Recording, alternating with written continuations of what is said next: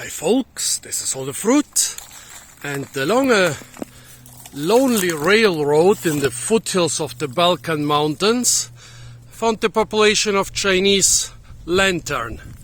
Actually, here in this area it could even be native. I think I remember that I found it somewhere in those forests many years ago.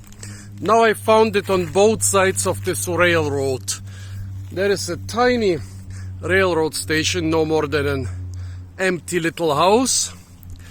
And yeah, there is this railroad here, so it could be feral, it could be wild. The problem is, with the Chinese lantern, we don't even know where it comes from.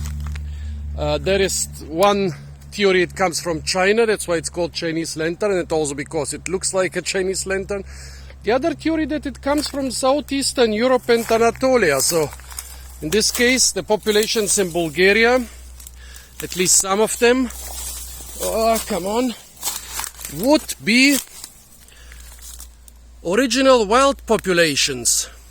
Well, but with a plant with such fruits, you can imagine that it has been cultivated for thousands of years. Many people consider it toxic, however, it seems the fruit can be eaten when totally ripe. Not quite as tasty as the tastiest Physalis species I've eaten, but I mean, it's tasty enough to eat it. For many years I never tried it because I believed it's toxic. Now I eat it from time to time, but I'm still careful. There are still people who say it is toxic, so judge for yourself or eat at your own risk. It's a beautiful plant, that's why it's mostly used as an ornamental, mostly because of those flowers. Actually, you can dry the plant in autumn. Not flowers, fruits. It's actually the calyx which is enclosing the fruit. This calyx will stay bright orange even after you completely dry the plant. Well, not in this case here.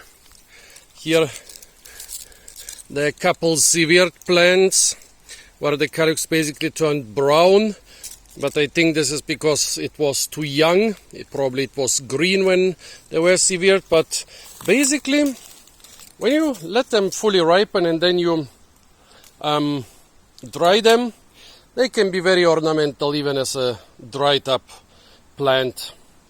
What do you think, folks? Is the Chinese lantern native to China or native to the Balkans, native to those mountains and this limestone canyon here, or is it native to China or is it native to here? Is it edible in your opinion? What do you think? Is it worth eating? Tell me what you think about the question. Apart from that, stay tuned for a lot more fruit videos in the beautiful Balkan mountains in Bulgaria. Here I can unfortunately only show you the railroad, and of course don't forget to like, share, comment and subscribe.